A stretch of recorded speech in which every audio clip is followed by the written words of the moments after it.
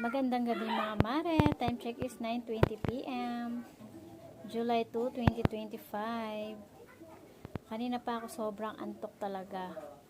Talagang halos pipikit na yung mata ko. Hindi lang halos pala, talagang pikit na. Habang ako'y dinandito sa tindahan, habang ako'y naghihintay ng mga bibili. So thanks God naman ay sa ganitong oras ay kumota na tayo. Lampas na tayo sa kota, kaya maraming salamat sa Panginoon. Kahit papano, tagtumalman ay talaga naman kahit papano bumibenta pa rin tayo. Sa isang negosyo nga naman ay hindi tayo araw-araw ay Pasko. Talagang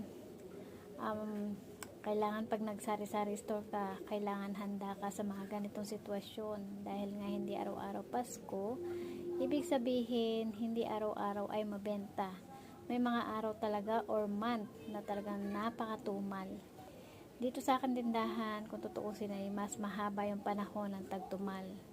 Pero sabi nga nila ay God will always provide.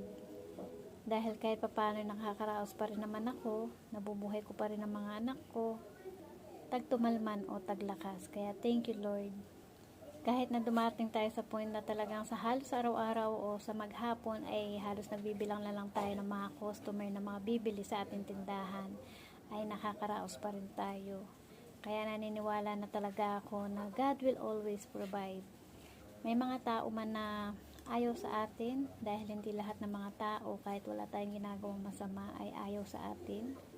Hindi pa rin niya tayo pinababayaan. Kaya super thank you Lord.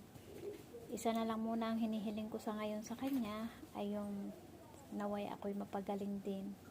Dahil sa matagal ko na nga dinaramdam ng aking upper back pain.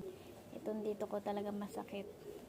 Yun ang lagi kong dinadaing sa araw-araw at madalas ay naiyak na nga ako sa sobrang sakit. Kaya bukod sa more customer to come, naway pagalingin na niya ako sa aking mga nararamdaman para naman tayo makapaghanap buhay ng maayos, ng tuloy-tuloy na walang dinaramdam. Dahil mas masarap kumita, mas masarap maghanap buhay ng healthy, na wala tayong nararamdaman sa ating katawan.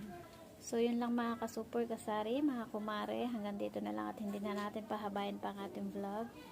Isa lang din ang masasabi ko, huwag tayong makakalimot sa Panginoon. Thank you for watching and see you on my next vlog. Good evening sa lahat. Bye bye.